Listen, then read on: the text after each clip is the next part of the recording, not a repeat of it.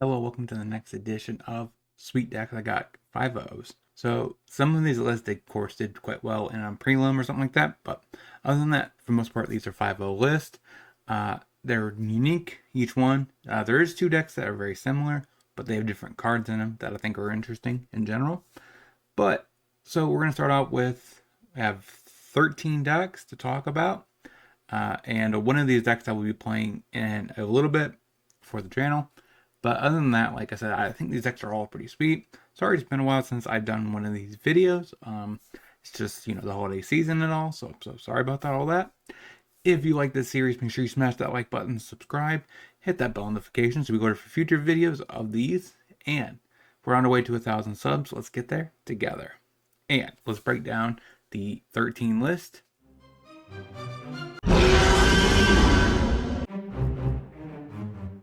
So first of all, we have this control shell. I know, I'm talking about control, which is weird. But it's a Lutri control shell, which is arguably the only cool way of playing control. So I know I'm probably going to get some downvotes for that because all the control players are like, what are you talking about? Like blue light control? Nah. All that stuff is boring to me. This deck is kind of sweet because, like I said, it plays Lutri, which is the sweetest way to build control because you're not just filled with some of the most oppressive cards in the format. You kind of have to diversify it. You get Gruul, which is kind of sweet. You get Counterflux, which is just as awesome as well. And we have a Hullbreaker Horror, Torrential Gearhulk, Lock Whale. So we have some sweet threats to close the game out. Not necessarily as high on the Planeswalkers, but we do have Dig Through Time, Memory Deluge, so Beholden Multiverse. So this is kind of more of a budget-friendly option, just because it does require you to have some of the most expensive cards from Control, but you don't need a full play set of them. You just need one copy, so it definitely lowers the cost of the deck. Sideboard-wise, the deck has Gust. For Gruul mid-range, we have Volley. We have some Cinder Clasms for Sweeper. Fry is our secondary Volley. We have Disdainful Stroke. Maze Mind Tome and Bankbuster for the grindy matchups. We have Narset's Reversal for Quintorius combo, as well as other control shells. Test the talents to get rid of problematic cards, like combo decks like Lotus Field. We have Stowaway. Not sure what that's for, but it's interesting. Our sweepers are diversed into 3. The Cinderclasm, Anger Gods, and Brotherhood Inn. Each one of them is good. Cinderclasm is definitely the worst. 1 Drake as an alternative win con. Then we have Summary Dismissal as a way to X out all cards on the stack. Counter them all. That's pretty sweet. So that is our Izzet control shell with Lutri for Pioneer. Let's get into the next. So Vampires came back up again at a 5-0. This time we have Huntman's Redemption as the green card. And we are able to just sacrifice one of our, lower, like Ichor Drinker, our lower valued vampires to let us get Galta and Mavrin. Then we can use Sorin to cheat them into play. The great part about this is we're not, building the deck to have 4 of that horrible card on its own, right? Because we can't really ever cast it. 7 mana is a lot. So we have to cheat it in by Sorin. So essentially we have 6 copies of Golta, but also we have 6 copies of Bloodletter, which is the better 4-drop for the aggro plan, right? We also have Preacher, which is a brand new card. We have some Ducks Legion Zealots. Is pretty good with the Huntman's Redemption because you don't really ever want this card for the body. Kind of just want it to draw a card, replace itself, and then sack it to Huntman's Redemption. So that's pretty good. We have some creature utility lands at the bottom with some castles, so that's pretty sweet. Against control, we do have Cavern Souls to help make sure our stuff resolve. That's pretty important. Sideboard, though, we have Assassin's Trophy. Not really sure what this is for. I mean, Abrupt Decay probably covers most of this, but I have to try it out to see what matchups actually want this over something like Abrupt Decay. Then we have a Bitter Triumph for our choiceless removal for Planeswalkers, big creatures. We like Shieldred. We have Back to Nature for bogles and stuff like that have a lot of auras, enchantments. Duress, I should say, for hate against control decks. Blood Mage is Graveyard Hate, and it's a decent card that comes down, replaces itself, We can sack it to Huntman's Redemption. Shieldred. Not sure why we're playing Shieldred, but it's just a good value threat, I suppose. Hearse, 2 of, for Graveyard Hate. 2 languages for the aggro matchups. We could bring it in. Then we have the End as a way to exile opposing Shieldreds, get rid of them all their opponent's deck. Then we have an alternative tutor target for Huntman's Redemption and Queen's Bay Paladin. In case we want to be facing a deck with a heavy amounts of removal, we want to go ahead and return, let's say, a Bloodletter out of our graveyard. We can. It's pretty good. So that is Abzan. Actually, it's pretty much Golgari. The only way we could actually cast the Golta is if we have 2 Caverns. So it's Golgari Vampires. Let's get into the next. So next on my list is Jund Midrange. This is the equivalent of Jund from Modern. So if you wanted to convert over to Pioneer with Jund, this is probably the better optimized build since it is Jund. And it has a lot more of the sweet cards from green, like Mosswood Dread Knight, Glissa, which is really powerful cards. There's nothing really comparable in the Rakdos version of the shell. I mean, of course, you could play worse cards like Graveyard Trespasser, but, you know, Glissa Sun Slayer is just the best 3-drop, other than Fable. So you get both of those, and you still get the most powerful cards from Rakdos. We're still playing Go for the Throat in this deck, which seems kind of weird, considering the fact that, you know, there's a heavy amounts of Copter. There's still, I should say heavy, there's still some number of Copter going around. So the artifact clause is quite bad now. It's a lot worse. Of course, we pick up Dreadhorde Dracosaur, which is just a sweet value piece for the 5-drop slot, since we expect removals all to go to Fable and Shieldred. And by that point, Dracosaur should be able to come down and finish the game, which Dracosaur is probably the better threat. The best threat in the deck. And we have some value pieces like Underdog. I'm not really sold that Underdog honestly is better than the 4th copy of Mosswood Dread Knight, but you know, that's up for you guys if you want to pick this list up. All these lists are in the description. We have Ritual Sut for the aggro matchups. We also have Leyline of the Void for Graveyard Hate, 4 copies, and a Hearse. We have Banky for the grinding matchups, pretty decent. We have Duress for the control matchups, a Braid as a way to fight through Copter, stuff like that, a little bit more removal for small creatures. We have Runestone as a way to fight through Coco, Quarter Calling, anything like that, where they're like for basically the Amalia combo decks.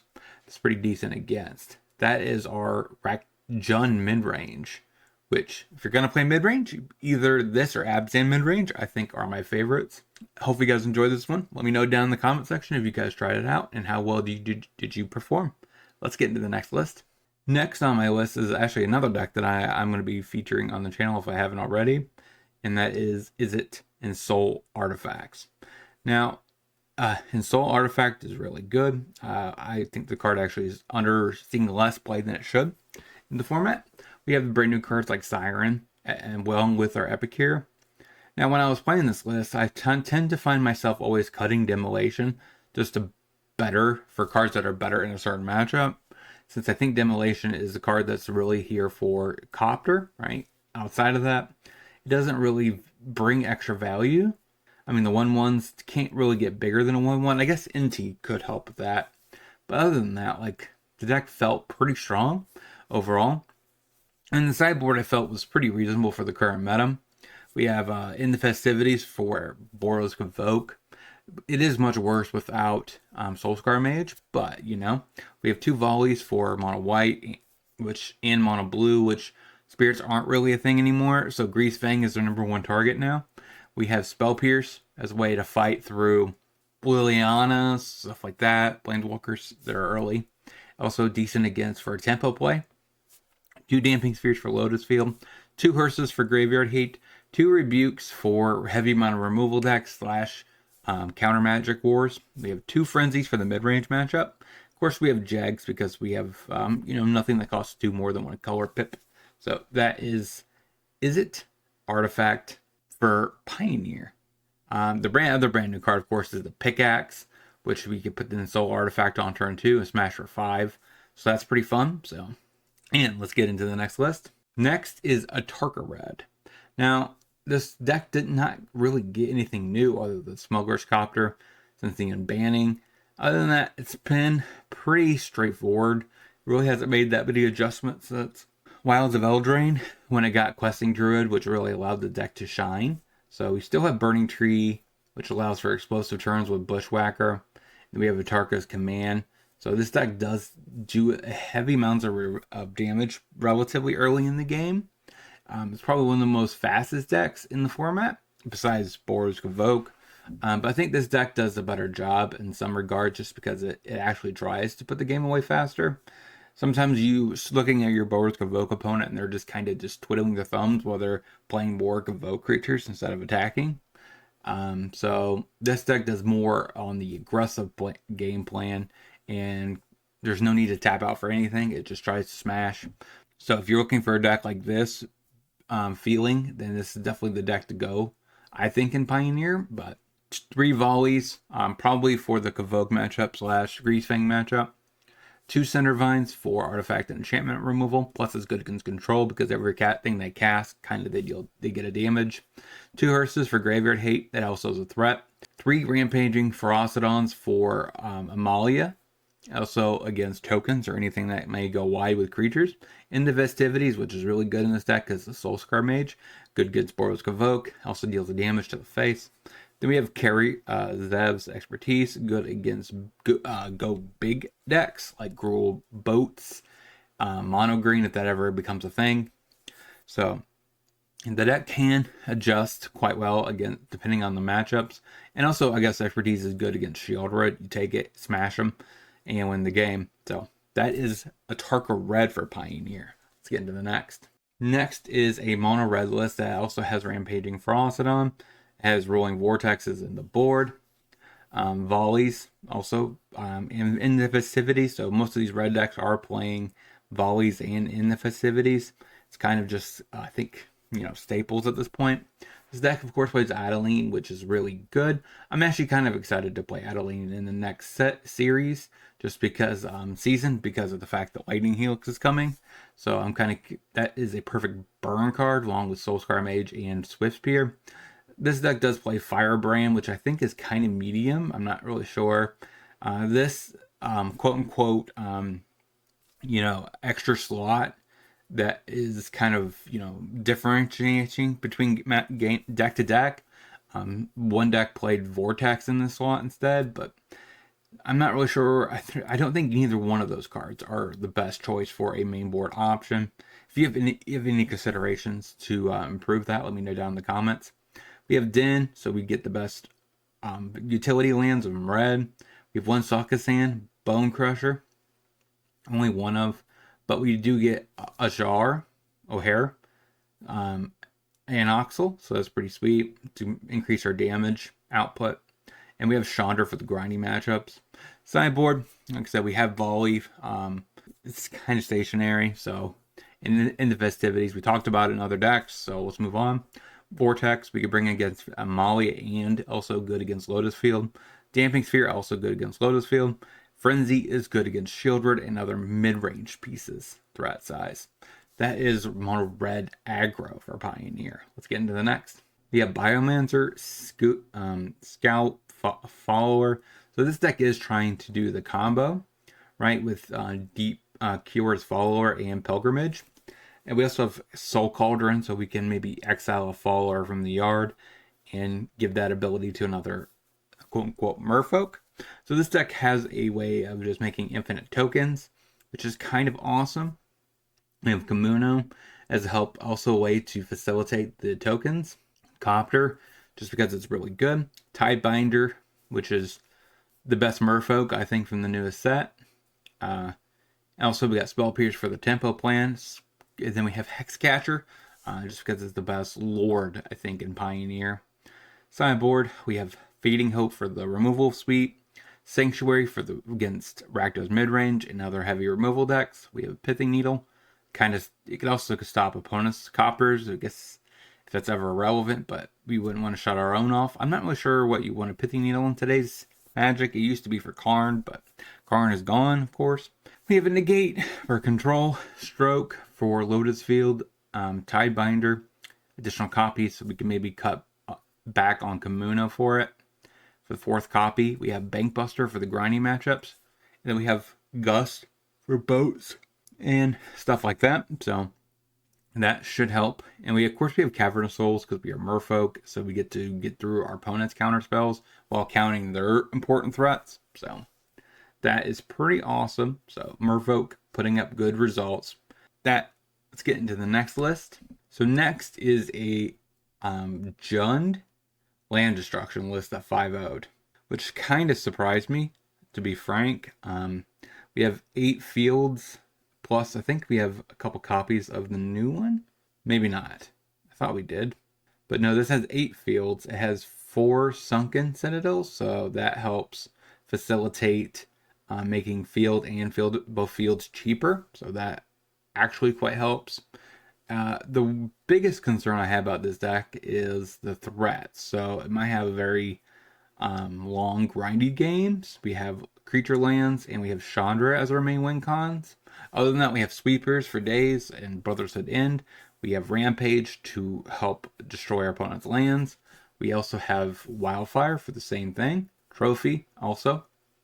And then we have Fatal Pushes for removal and another set of sweepers in Extinction Event.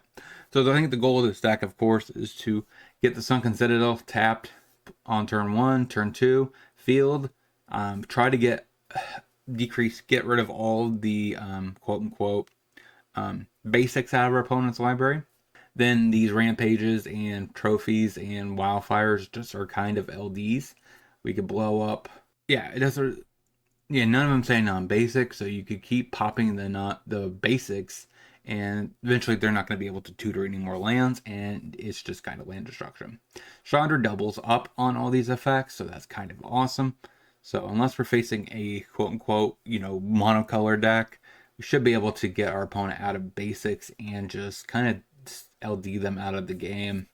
Sideboard, we have Alpine Moon for Lotus Field.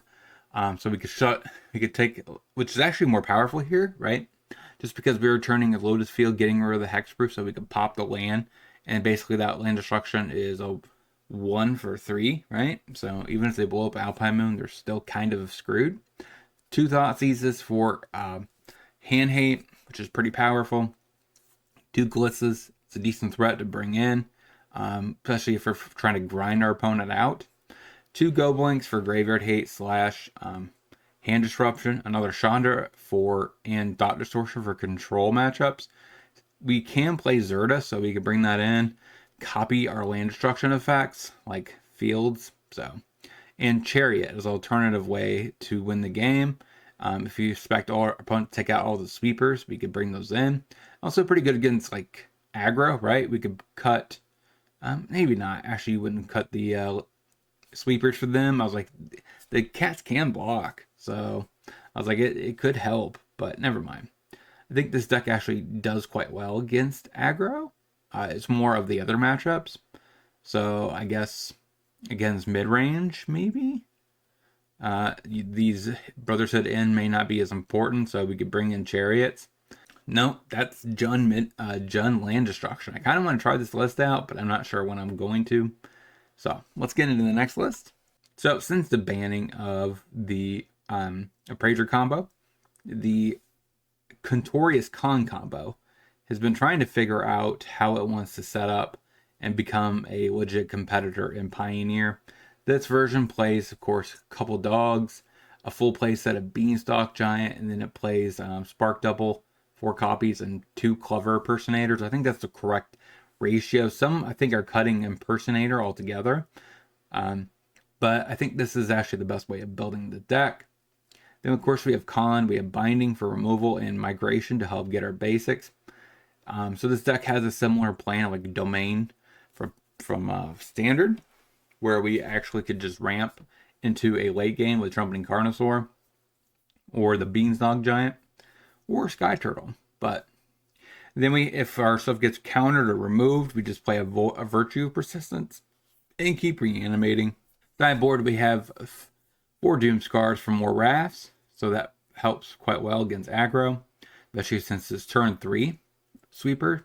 We have 3 Elder Gargoyles for the grinding matchups, 4 Quakebringers for the quote-unquote Amalia combo.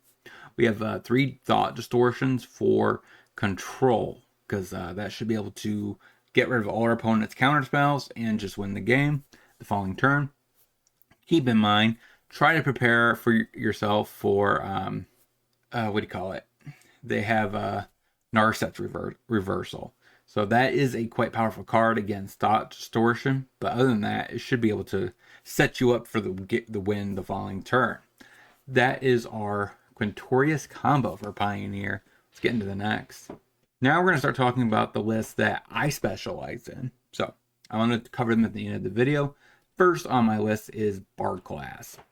This deck, of course, picked up the new Dino 2-drop, which is quite nice. It has a Samut, only 1. I do think Samut is kind of one of the weaker creatures in the deck. Of course, we have 4 rubies because it's just like an anthem. 3 Hajars, 2 Agathas, which is interesting. Only 1 Gallia, and then 1 Targnar, it looks like. Then we have Xenagos back into the list with the Oath of Chandra for our removal package. Then we have the pieces that I think are actually kind of vital to the deck now. Oath of Nessa, Commune with Spirits, Mox. So those should help hopefully find our Bard classes and facilitate wins from there. Sideboard though, we have Alpine Moon for Lotus Field. We also have some barrages to hate on planeswalkers as well as creatures. 2 volleys for Greasefang, similar matchups. 2 hearses for graveyard hate. Besage for artifact enchantment removal with safekeeping to protect our threats. Torch the Tower for a little bit of removal for early threats. Back to Nature. I'm not sure what this is for, honestly. There's a few decks have picked this up. Bogles isn't really necessarily a legit strategy, but maybe it's for the Incarnation deck. That's probably what it's for. We have Ruach Cathar, kind of a non-creature storm hate from on our sideboard, which is one of the key reasons why I like Bard class, is because of the fact that Ruach Cathar is sweet. So we have 3 more lists to cover. Let's get into it. Next, talking about Bogles, here's a Bogle list. I do need to get another league in at some point with Bogles. This list is playing the Cryptomancer, Light Pulse, and Scout. Those are our choice for Hex-based creatures. We have basically, I think for the most part, these auras have not really changed from deck to deck. We have 2 Boons, 2 Cartouches, 4 Insights. And then, of course, we have Form as a way to make yourself unblockable, Armor, Curious Obsession for card draw. And then our mana base has pretty been fleshed out since this deck is consistently putting up results. Sideboard, though, we have portable holes for the aggro matchups. We have Slip Out the Back in case we expect Edicts. Also Rafts to help protect our threat with all the auras on it. 2 Damping Spheres for Lotus Field, so we'd be able to push them out just an extra turn. That's all we really need. We have Stubborn now for counter spells to get Rafts, stuff like that. This deck does do a pretty good job of protecting its threats. But then we have a couple Rest in Peace for the graveyard hate. And of course, we're allowed to play Jegs because all of our stuff costs 1 color pip. That is Bant Bogles. Actually, it's kind of 4 color just because of Ghost form. But other than that, it's strictly Bant. We do have 4 mana confluences to cast the Ghost form if we need to. But let's get into the next list. Next is 4 color mid range. This variant plays Doomscar. It's kind of more on, it's an Omnath deck that's more up on up the beanstalk than anything. So we have Doomscar, we have Brought Back. This deck, I think, also plays Lotus Field. No. Okay, so the Brought Back is for all of the fetches, Evolving Wilds, Courtyard, Hideout, Fable Passage. So this deck is more in on trying to get as many Sprox out of Omnath as possible. We have a Compass, which is kind of weird to see in a list, and we have 7 Rafts. Oh wow, we even have more than that. We also have Clarions. So this deck plays like 10 Rafts. So that's a lot of potential ways to get rid of small creatures. Of course, the sideboard, it transitions into hate against decks like Control with 4 Dovin's Vetoes, 4 Strokes, All those can come in, cut all of the rafts. We have Leyland of the Void for Graveyard Hate with Rest in Peace. We have Archon of Emeria, kind of a catch-all threat we can get with Bring to Light. It does hate on Lotus Field. It also hates on a few other decks that try to cast, like Izzet Phoenix. So they have to kind of kill the Archon first before they can get back the Phoenix. So that is our 4-color Omnath pile. The Ralliers, I assume, are strictly just to ramp. If you sprock the Revolt with Hideout or Courtyard, we should be able to just get another permanent down, and then you do Rallier, get back to Courtyard, so we can get more sprocs out of Omnath. So this deck, like I said, we have 2 Valkies, which is interesting, because we're not playing the Rat that's traditionally played with this, the Bring to Light package. So I'm kind of wondering why Cleansing or Sunfall is in the list over that one of Copy, which I never really was a fan of. But we'll cover him in the next deck because it's also a 4-color Omnath deck. Let's get into it. So last on my list is a 4-color Omnath list that has Trumpeting Carnosaur. This is a deck that I will be playing pretty soon.